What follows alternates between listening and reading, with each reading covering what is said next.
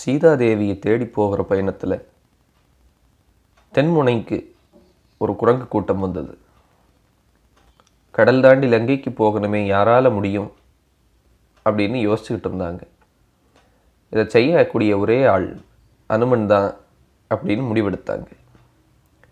ஆனால் அனுமனுக்கு நம்பிக்கை இல்லாமல் ஒரு பகுதியில் அமைதியாக உட்கார்ந்துருந்தாராம்.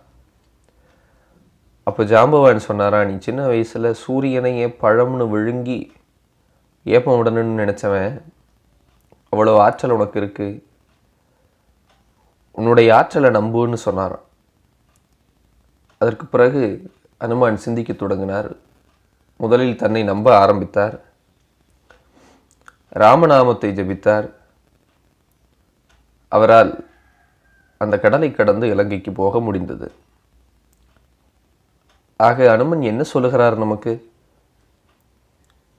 தன்னையும் தன் தலைவனையும் நம்புகிற ஒருவன் எத்தனை பெரிய தடையையும் தாண்டி இலக்கை அடையலாம் என்று அவர் நமக்கு சொல்லுகிறார். சிந்திப்போம்.